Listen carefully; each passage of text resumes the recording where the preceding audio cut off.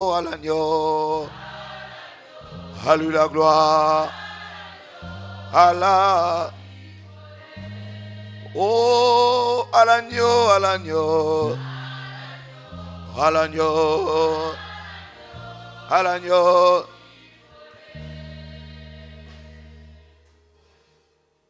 Oh my God. Oh mon Jésus. Rabba sote rabba. Oui, Jésus. Je t'adore ce soir. Je te lève l'agneau de la rédemption. Je te lève l'agneau de la rédemption. Je t'adore l'agneau de la rédemption. Le prince de mon salut. Le Dieu de ma confession. Le Dieu de toute grâce. Le Dieu de toute bonté. Le Dieu tout suffisant. Le Dieu que j'aime. Le Dieu que j'aime. Car il m'a aimé le premier. Le Dieu que j'aime tant. Car il m'a aimé le premier, je t'adore. Dans l'assemblée des saints, je viens t'adorer simplement. Être reconnaissant de ta divine présence. De ton divin amour intarissable. Ton amour. Ta puissance, Seigneur.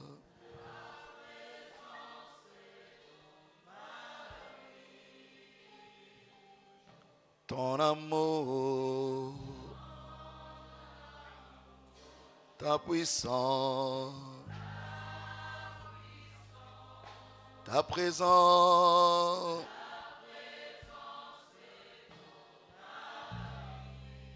Est-ce que je le crois, son amour, ta puissance, ta présence. Est-ce que je le crois ce soir, son amour est présent dans mon cœur. Ta puissance, ta présence.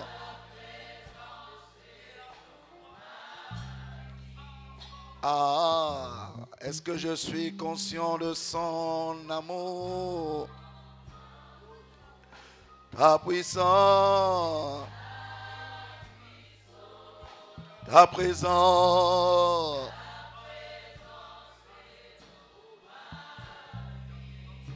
Et je veux t'adorer.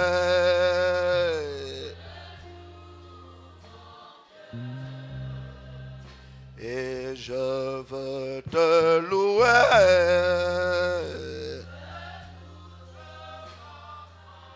Car tu es mon Dieu. Aïe, aïe, aïe, aïe. Aïe, aïe, aïe, aïe, aïe, aïe. Tu es... Aïe, aïe, aïe, aïe.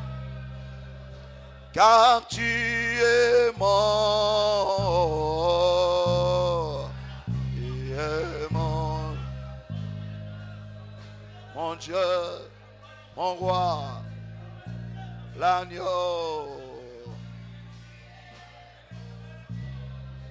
Oh, car tu es mon Dieu. Mon Dieu, mon roi, l'agneau immolé. Car tu es mon Dieu,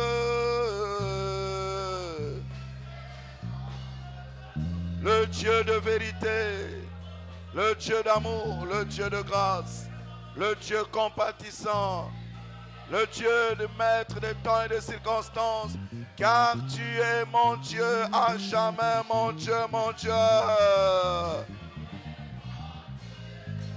Alalélos mala, la los paracletos, la los paracletos. Oh, car tu es mon Dieu. L'Allos, Paraclétos, le Saint-Esprit. Ah, envahis nos cœurs.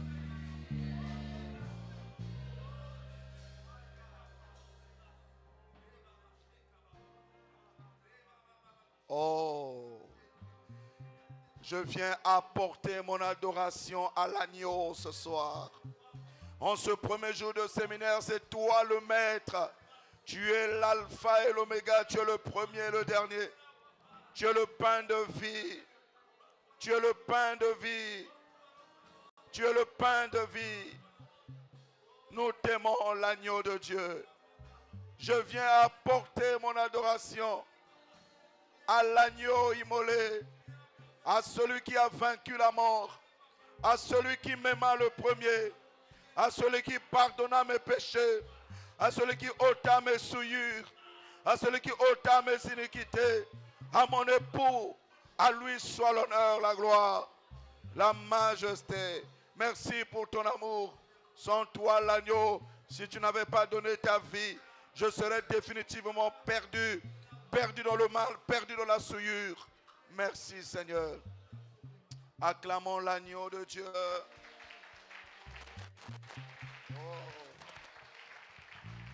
Oh, acclamons-le royalement.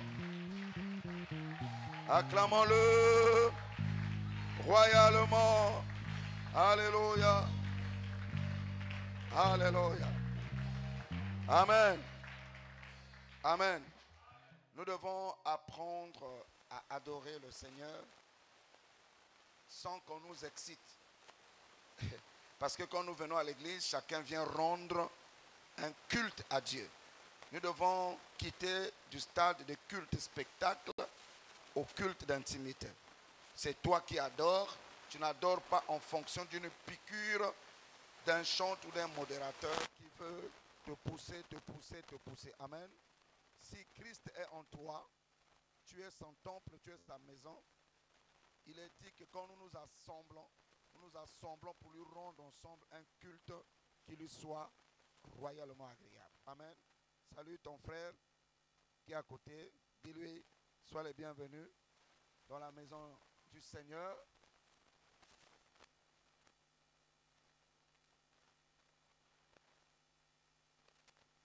Tu peux t'asseoir. On va lire Apocalypse chapitre 22.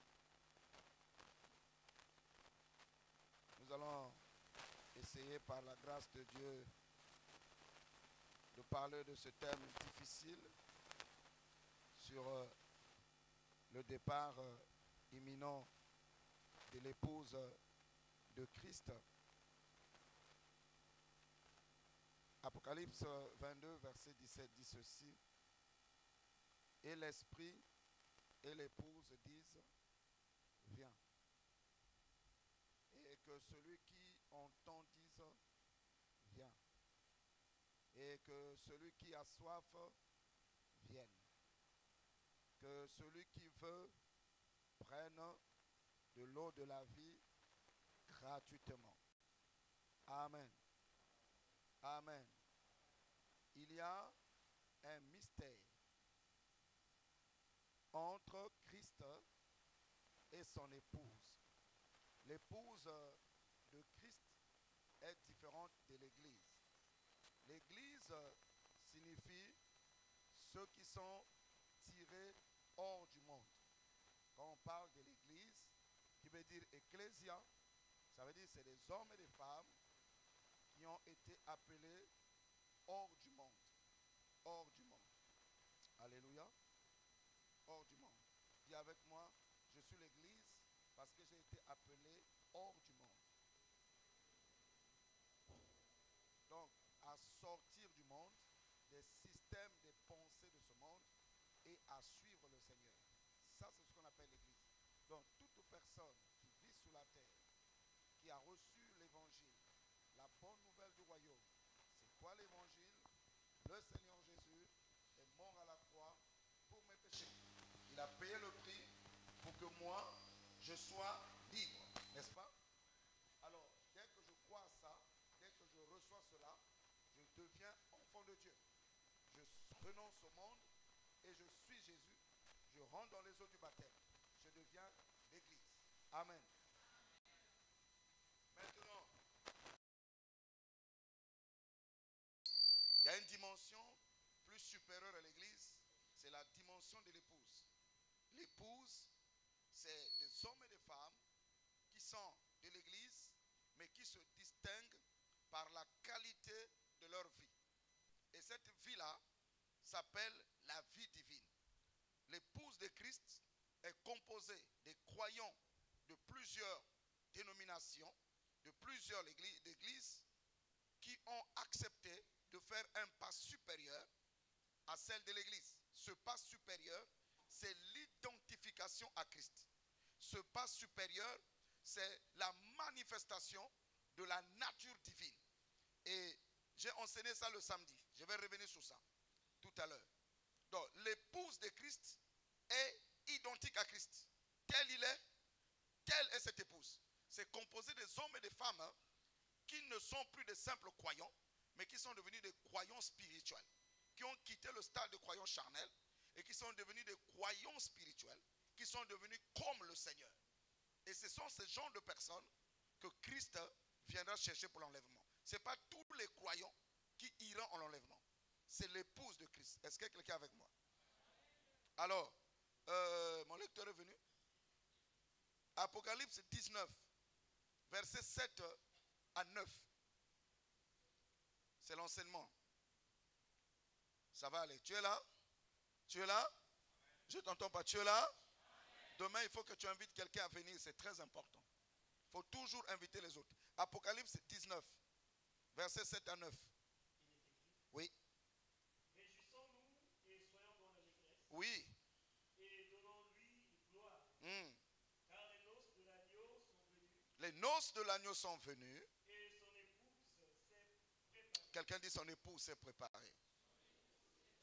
Et il lui a été donné de se revêtir d'un fin lin. Oui. Éclatant pur. Car le fin lin, ce sont les œuvres des justes. Les œuvres justes des saints. Verset 9. Et l'ange me dit, écrit, heureux ceux qui sont appelés au festin des noces de l'agneau. Dis à quelqu'un, heureux ceux qui sont appelés au festin de noces de l'agneau. J'aimerais que ça sonne très fort. Heureux ceux qui sont appelés au festin de noces de l'agneau. Fini? Et il me dit, ces paroles sont les véritables paroles de Dieu. Écoutez-moi mes amis. La véritable parole de Dieu, ce n'est pas la bénédiction matérielle. Parce que la bénédiction matérielle, même ceux qui ne prient pas en ça, Dieu donne son soleil sur les bons comme sur les méchants.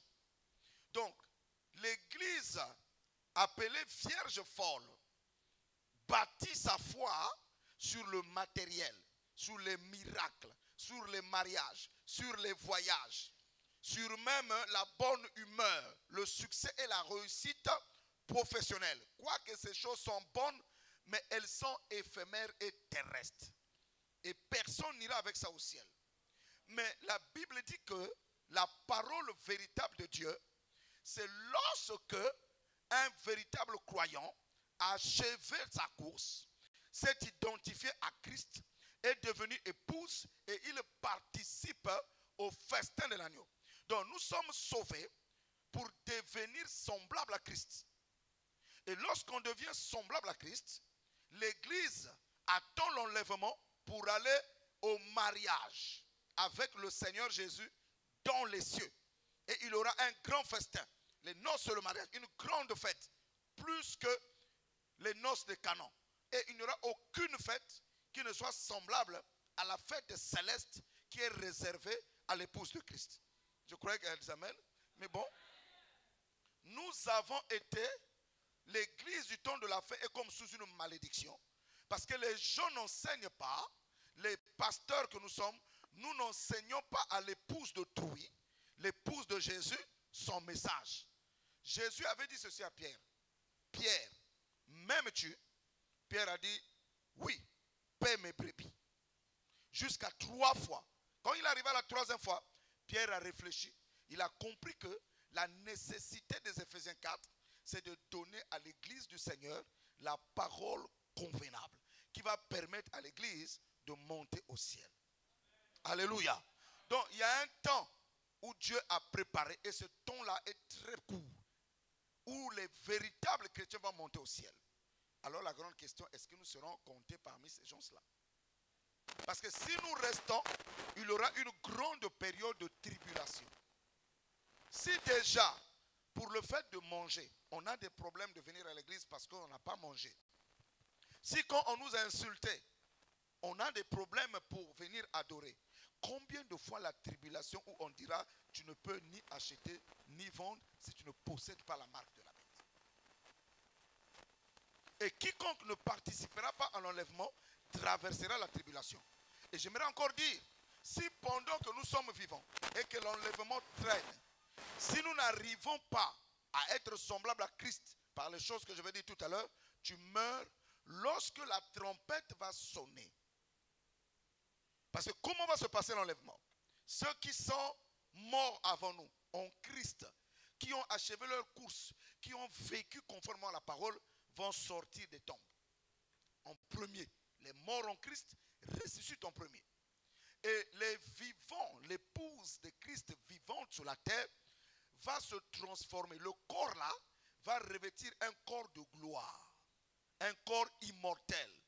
Et nous allons monter dans les airs. Jésus ne descendra pas sur la terre. Nous allons monter dans les airs pour aller rencontrer l'époux là-bas.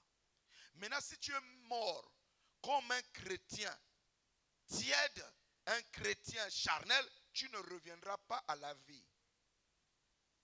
Vous m'entendez? Tu attendras la résurrection générale et tu passeras devant le tribunal du grand trône blanc pour être jugé. Mais l'épouse de Christ ne sera pas jugée. C'est ça la bénédiction. Voilà pourquoi il faut se battre à être compté parmi les vierges sages. Alléluia. Dis à quelqu'un, il y a des noces au ciel. Et nous venons à l'église. Personnellement, je ne viens pas à l'église pour chercher des bénédictions, puisque je suis la bénédiction. Et la bénédiction de Christ est déjà en moi. Et ce que Dieu a dit qu'il me donnera, il me le donnera même si je ne lui demande pas. Autant marqué par lui, il donnera. Mais je viens pour que je monte un jour au ciel avec le Seigneur. Et que je m'asseye avec lui et que je revienne vivre 1000 ans. 1000 ans sous la terre. Et je vais régner, je ne sais pas comme préfet de la ville, je ne sais pas de Pont-Noir ou je ne sais pas où. Mais je vais régner pendant 1000 ans. Mon ami, les autres règnent 1000 ans. Toi, tu es en 1000 ans dans le séjour des morts, en train de bouffer les gâteaux faits par des excréments des humains. C'est écrit. Prochainement, je vais vous montrer les versets. Donc, Ézéchiel. Et quand tu vas aller en enfer là-bas, tu es tourmenté par les vers. Pas les vers de terre que vous voyez, les gros vers là comme les Mintoudia. Ça rentre par ton nez, ça sort par tes oreilles, ça rentre par tes yeux. Ça te tourmente, mais tu ne meurs pas. Donc, si je compare notre espérance de vie, à 90 ans, tu es déjà fatigué, tu es même légume. La plupart meurent à 60 ans, 70 ans, 75 ans, 80 ans. Rares sont les gens qui atteignent les 90 ans. Alors, même si Dieu me gardait sur la terre 90 ans, si je compare le nombre d'années dans les ténèbres et 90 ans, je vais réfléchir 2 fois sur ma vie. Parce que de toutes les façons, quand tu atteins déjà les 70 ans, ta vie n'a plus de sens. Tu commences à perdre déjà des forces. Donc même si tu restes sur la terre 90 ans, alors je vais t'aider 100 ans. Et que tu vas rester 1000 ans dans un endroit de tourment. Comment tu compares 1000 ans à 100 ans? Dis-le ça, comment tu compares ça? Alléluia. Alléluia. Tu vas réfléchir 2 fois. Je vais réfléchir 2 fois. Tous nos parents qui meurent sans Jésus, mon ami, si on pleure, pleurons parce que leur séjour de mort là, c'est la catastrophe. Ça sera dommage que toi et moi, à la fin, qu'on se retrouve là-bas. Qui sait le pamba? Bah jeûne, il y a pamba. Bah dîme, il y a pamba. Bah prière, il y a pamba. Dis à quelqu'un, il faut être compté parmi les épouses de Christ. Maintenant, remarquez, le Seigneur avait prédit qu'il y aura plusieurs signes qui vont annoncer le départ de l'Église et son retour. Et j'aimerais préciser ceci. Lors de l'enlèvement, Christ ne viendra pas sur la terre. Christ viendra sur la terre pour régner avec nous en 1000 ans. Pendant 1000 ans, quand il descendra avec l'épouse. Mais l'enlèvement, c'est nous qui montons. N'oubliez jamais ça. Il avait dit dans Matthieu 24, mon lecteur, à partir du verset 3 jusqu'au verset 12, il avait décrit certains signes qui devaient annoncer son retour et l'enlèvement de l'Église. Et plusieurs de ces signes déjà se sont accomplis. Allons-y. Matthieu 24, 3 à 12. Il s'assit sur la montagne des Oliviers et les disciples vinrent en particulier lui faire cette question. Dis-nous, quand cela arrivera-t-il et quel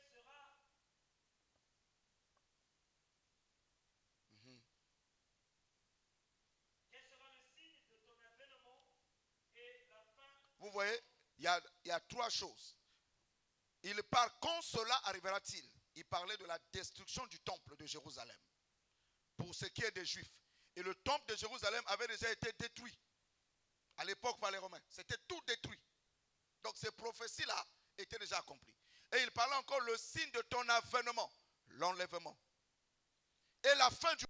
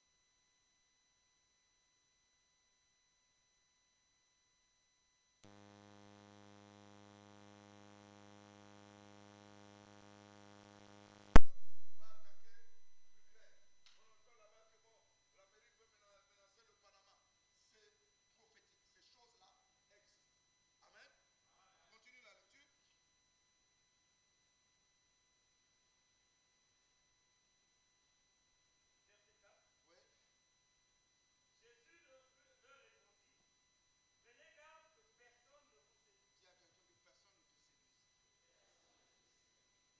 Car plusieurs viendront sous mon nom, disant c'est moi qui suis le Christ, et ils séduiront beaucoup. Vous n'avez pas remarqué qu'il y a sur cette terre-là, il y a déjà beaucoup de personnes qui sont venues, qui se sont même dit que c'est moi Jésus. Hein? Il y a même en Côte d'Ivoire un Jésus baoulé.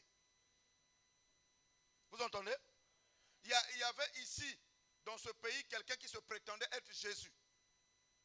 Je tais le nom. Il disait que c'est moi le Seigneur. C'est écrit là. Ces choses-là se sont déjà accomplies. Il y en a même qui disent que c'est moi le Saint-Esprit. Et beaucoup de gens sont dans les milieux là. Vous dites, ah mais c'est plein de gens. Même des autorités, des gens qui sont intelligents. Mais ils sont là, le monsieur dit que c'est moi le Saint-Esprit. Et les gens croient. C'est écrit. Ça veut dire que la séduction n'a rien à voir avec Namaïe la mantou. Tu peux être très intelligent, très riche, mais être envoûté. Et nous avons beaucoup des églises ici, là où les gens prétendent que c'est eux les seigneurs, c'est eux les dieux, c'est eux Jésus, ils croient. Continue. Ça, c'est arrivé déjà. Et ça va encore se répéter. Verset 6. Hein? Vous entendrez parler de guerre Les guerres, et de bruit de guerre. les bruits de guerre. Gardez-vous d'être troublés. Dis à ton frère, garde-toi d'être troublé. Ce n'est pas ça le vrai signe. Alléluia. Quand quelqu'un te dit, oh, il y aura la guerre, Jésus revient. Non, ça c'est le signe avant-coureur. Ce n'est pas le signe le plus poignant auquel nous devons faire attention, que je vais dire ce soir. Car il faut que ces choses arrivent. Il faut que ces choses arrivent. Donc même quand nous disons prions pour qu'il n'y ait pas de guerre, nous sommes en contradiction avec la Bible. Ces choses doivent arriver. Mais ce ne sera pas encore la fin. Ah. Une nation s'élèvera contre une nation Mhm. et un royaume contre un royaume. Mhm. Et il y aura de divers lieux Mhm. des famines et des tremblements de terre. Vous entendez une jolie île là. Là, les gens ont vidé en catastrophe parce que la terre a tremblé au-dessus. Et les gens ont fui la belle île là. C'était un lieu touristique extraordinaire. Et les gens ont peur que ça se détruise. Vous avez entendu aux États-Unis toute une ville, une bonne partie de la ville rasée par des flammes. Tout ça, c'est des signes avant-coureurs. Mais ce n'est pas ce qui est essentiel. Tout cela ne sera que le commencement des douleurs. C'est-à-dire quand une femme veut donner naissance à un enfant, il y a des contractions initiales. Mais l'enfant ne viendra pas. Les sages-femmes intelligemment te disent, oh, c'est seulement le début, attends d'abord. Quand ça va être on saura que là, l'enfant commence à arriver. Vous êtes là ou bien vous n'êtes pas là? Bien. Alors on vous livrera au tourment. Cela est arrivé lorsqu'on a persécuté la première église. Après la Pentecôte, on les a tués. Ça, c'est ce qui est accompli. Et l'on vous fera mourir. Hmm. Et vous serez haïs de toutes les nations à cause de mon nom. Maintenant, on va arriver à notre jour maintenant là. Verset 10. Verset 10. Hmm. Alors aussi plusieurs succomberont Mhm. et ils se trahiront, Mhm. se haïront les uns les autres. Mhm. Plusieurs faux Le prophètes signe de notre âge, dis à quelqu'un, le signe de notre âge, auquel nous devons faire très attention, c'est la trahison et la haine. J'aimerais que tu dises ça fort, la trahison et la haine. Depuis que le monde est monde, le niveau de trahison et de haine n'a jamais été aussi élevé que maintenant. Je croyais que ces enfants-là sont vivants. Ah. Le niveau de trahison dans le monde et dans l'église et la haine n'a jamais été aussi élevé que dans le siècle auquel nous sommes. Alléluia. C'est le signe que je vais aborder ce matin, plutôt ce soir. Continue. On n'a jamais vu autant de faux prophètes dans cette génération que dans les générations passées. On n'a jamais vu autant des églises, vraies comme fausses, je n'en sais rien, mais on n'a jamais vu autant de prophètes comme jamais. Oui. Plusieurs faux prophètes s'élèveront et ils séduiront beaucoup de gens. Et parce que l'iniquité se sera accrue, Oui. la charité du plus grand nombre se refroidira. Voilà le signe. Là où il y a la trahison, la haine, la conséquence immédiate, c'est le refroidissement de l'amour. Quelqu'un dit le refroidissement de l'amour. Dis ça encore. Dis ça encore. Voici le signe auquel nous devons faire très attention, qui annonce que l'église va bientôt monter. Le refroidissement de l'amour. Et ici, il ne s'agit pas de l'amour éros ou de l'amour sentimental. Non, ici, il s'agit de l'amour agapao, l'amour divin, l'amour de Dieu. Sinon, si c'est seulement l'amour sentimental, nous en avons tous. Mais ici, il est question du refroidissement de l'amour divin. Et nous voyons que dans nos églises, nous n'avons plus d'amour. C'est terminé. Nous n'avons que les intérêts. La haine n'a plus place. les trahisons ont plus place, les calomnies ont plus place, les divisions ont plus place, le rejet a plus place. Pourquoi? Satan est rentré dans nos communautés, répandant la sémence de la haine pour nous empêcher de monter dans la gloire. Alléluia. Le mal, quand vous entendez le mot iniquité, iniquité, iniquité, il dit parce que l'iniquité sera accrue. L'iniquité vient du grec anomia. Anomia. C'est un mot grec qui veut dire anomia. Anomia veut dire condition de celui qui est sans loi. Vous entendez? Condition de celui qui est sans loi. Pourquoi il est sans loi? Mais parce que soit il est ignorant, soit qu'il ne veut pas appliquer la loi. Et quelle loi? La loi de Dieu. Donc lorsqu'on parle de la montée de l'iniquité, ça veut dire que le mal va contrôler l'église. Le mal va dominer l'église. Les gens ne vont plus aimer la parole de Dieu. Alléluia. Alléluia. Alléluia. Alléluia. Alléluia. Alléluia. Donc le premier signe qu'on a vu aujourd'hui, que je vais continuer demain, le refroidissement de l'amour. Et l'amour se refroidit parce que les cœurs des hommes sont tournés vers le mal, la trahison. Et c'est ça qui prouve que l'église est à la porte de la gloire et l'enlèvement est proche. Amen. Amen. Amen. Dès le premier âge, je termine par là, il est déjà 19h20. Dès le premier âge de l'église, en Apocalypse chapitre 2, versets 1 à 5, il y avait déjà un avertissement qui était là. On fait cette dernière lecture. Dès le premier âge de l'église, il y avait déjà un avertissement sur le refroidissement de l'amour. On avait déjà alerté que l'amour allait disparaître. Vas-y rapidement. Apocalypse 2, 1 à 5. Il est écrit. Écrit à l'ange de l'église d'Éphèse.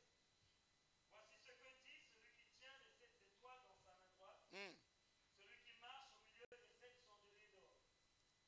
Je connais tes œuvres, Oui. ton travail et ta persévérance. Vous entendez? Il est en train d'apprécier cette première église d'Éphèse. Je sais que tu ne peux pas supporter les méchants, Hein? que tu as éprouvé ceux qui se disent apôtres, qui ne le sont pas, Oui. et que tu les as trouvés menteurs. Oui.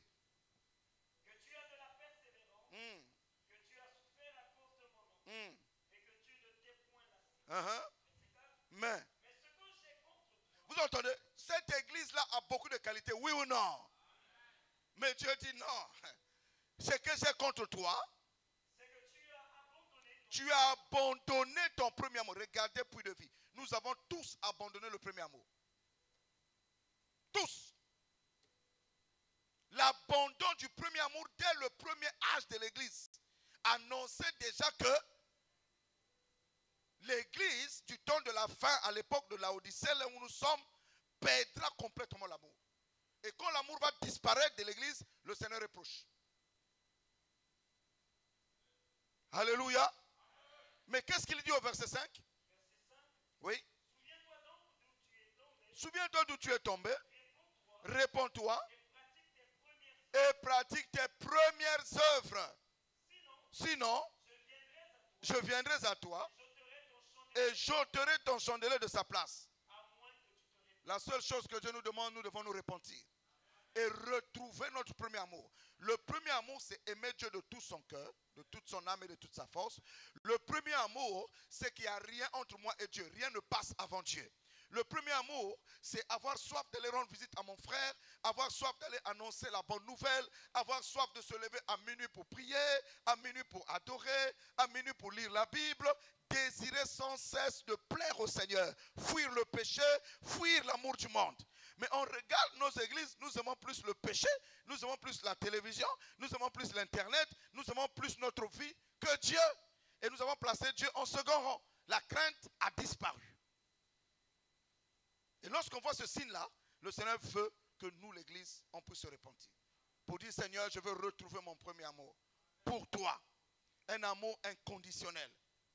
Que j'ai pas, j'aime le Seigneur. Que je sois en bonne santé ou pas, j'aime le Seigneur. Que j'ai l'argent ou pas, j'aime le Seigneur. Que je sois en chômage ou pas, j'aime le Seigneur. Que je sois en difficulté ou pas, j'aime le Seigneur. Et j'avance, je viens à l'église en semaine. Les mardis, je suis là. Les vendredis, je suis là. Je sers le Seigneur. Je travaille dans un département. Je gagne les âmes. Je fais du bien à cause de l'amour qui brûle dans mon cœur. Or, nous voyons que dans notre église, l'amour a disparu. Le premier amour a disparu. C'est les clans qui ont remplacé. C'est la haine qui a remplacé. C'est la jalousie qui a remplacé. C'est les critiques qui ont remplacé. Pire, même la vie de prière a disparu. Parce que quand tu perds le premier amour, tu perds la vie de prière. Alléluia. Le premier amour, c'est comme quelque chose qui te propulse à adorer Dieu sans qu'on te le demande. À prier sans qu'on te le demande, à venir à l'église sans qu'on te le demande, à méditer la parole sans qu'on te le demande, à aller évangéliser, à gagner des âmes, à parler de Jésus sans qu'on te le demande, à prier pour des gens sans qu'on te le demande, à ne pas permettre qu'il y ait une idole dans ton cœur. Ça, c'est le premier amour. Et ça, Satan est venu voler ça. Quelqu'un dit le refroidissement de l'amour. Mais pourquoi? Je vous ai dit le dimanche, pour clôturer, que l'amour s'est refroidi à cause de la trahison des intimes. Je vous ai lu le psaume 55, c'est dangereux ce passage. Quand c'est un intime qui t'a blessé, écoutez, si tu t'attends rien de moi, si je te fais du mal, ça ne te dira rien. Or, l'église a une attente élevée par rapport à son pasteur. L'église exige beaucoup de son pasteur. La femme exige beaucoup de son mari. Est-ce que vous comprenez? Alors, donc, quand une femme rencontre une trahison de son mari, alors qu'elle avait élevé le mari à un niveau très haut, la blessure sera autant profonde que le niveau d'affection qu'elle avait mis. Quand une église a mis des attentes assez élevées envers le pasteur, si le pasteur les déçoit, le niveau de déception sera autant grande que l'affection qu'ils avaient envers le pasteur. Voilà pourquoi nous devons veiller les uns les autres pour nous exciter à l'amour. Sinon, les trahisons entre amis créent des blessures parfois difficiles à réparer. Voilà pourquoi David criait que c'est mon ami qui m'a fait du mal. C'est toi mon ami. On partait ensemble à l'église. L'église est un endroit très dangereux. Si on n'arrive pas à restaurer l'amour dans nos cœurs, l'église est un endroit très dangereux. Parce que plus que nous venons adorer, nous créons des amitiés, nous créons des intimités et plaf, par notre orgueil, par notre hypocrisie, par notre jalousie, par notre méchanceté, par notre complexe, nous briserons les liens d'intimité que nous nous sommes créés et nous allons nous détruire. Et l'apôtre Paul disait, je crains que vous puissiez vous être détruits au point où le diable vous mette dans des prisons. Vous êtes là? Dis à quelqu'un, il faut que ton premier amour soit restauré. Alléluia. Dis-lui ça, il faut que ton premier amour soit restauré. Est-ce que vous savez que à la première église, le Seigneur m'a dit, mais Herman, avez-vous vu les apôtres prier pour les malades dans la première église? Ils priaient pour les malades qui venaient de se convertir. Mais au milieu d'eux, il n'y avait pas de malades. Il n'y avait même pas de pauvres. Pourquoi? L'amour était si tellement fort que la maladie ne peut pas rentrer. Est-ce que tu sais que la maladie ne peut pas résister là où il y a l'amour? Aucun démon ne peut résister là où il y a l'amour. Je vous dis la vérité, nous nous efforçons à chasser les démons parce que nous manquons l'amour. Nous ne sommes pas vrais dans nos relations. C'est ce qui fait que les diables contrôlent nos vies et que les prières sont difficiles. Sinon la Bible dit quoi? Tu peux prophétiser comme tu veux. Tu peux donner tes dons comme tu veux. Si tu n'as pas l'amour, cela ne sert à rien. Et avec ça, on va blaguer. Dis à quelqu'un, le premier signe que tu dois savoir et retenir, c'est le refroidissement de l'amour. Dis-lui, veille à ce que ton amour ne se refroidisse pas.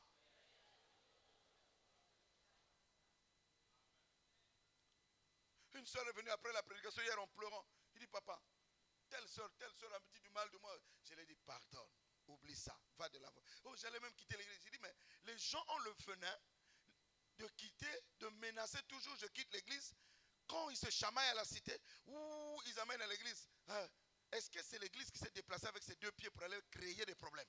Bon, tu menaces, tu vas quitter l'église. Mais il faut quitter.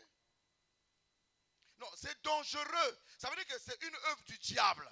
Quelle est la relation, la corrélation, pour ceux qui ont fait les mathématiques, entre la dispute qu'un frère et une soeur ont à la cité, un mari et sa femme à la cité, et qu'ils se ramènent pour dire, je veux quitter l'église. J'ai dit, oui, ma soeur, on quitte une église lorsque le diable a pris le contrôle de l'église, lorsqu'on ne prêche plus la vraie parole. Mais si c'est la parole qui est prêchée, tu ne trouveras pas une église au monde où il n'y a pas de conflit.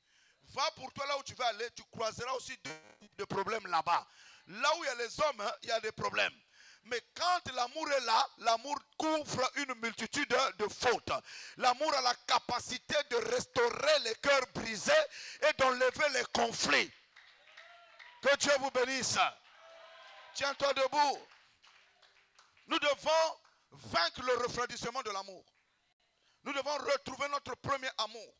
La considération envers le Seigneur et la considération envers les autres. C'est ça qui va nous permettre de monter dans la gloire. C'est ça qui va nous permettre, quand le son de la trompette retentira, nous ferons le Seigneur. Dis à ton frère, à ta soeur, seul l'amour rentrera. Non, dis ça trop fort que j'entende. Dis-le, si tu ne m'aimes pas, tu n'entreras pas au ciel. Je vais te poser une question. Il y a combien de ciels? Il y a combien de ciels? Il y a combien de ciels? Nous tous, oh, moi je vais aller au ciel. Oh, moi je vais aller au ciel. Mais toi et moi, on ne s'accorde pas. On va aller où? Quel pasteur n'aime pas cette pasteur-là? Mais vous, on va aller dans quel ciel? Non, Satan, tu es vaincu dans nos vies. Satan, tu es vaincu dans nos foyers. Satan, tu es vaincu dans nos familles. Nous voulons marcher avec l'amour. Commence à prier, commence à prier. Commence à briser le refroidissement. Que ton cœur, mon cœur, ne soit pas dans la tristesse, de la haine, dans la jalousie, dans la colère, dans la vengeance. Au nom de Jésus, Seigneur, aide-nous à retrouver le premier amour. Aide-nous, Seigneur, à retrouver le premier amour. Aide-nous, Seigneur, à marcher dans l'amour. L'amour divin, aide-nous, aide-nous, aide-nous. Que la division soit vaincue. L'hypocrisie soit vaincue. La méchanceté soit vaincue. Les trahisons soient vaincues. Les querelles soient vaincues. Les conflits soient vaincus. Aide-nous à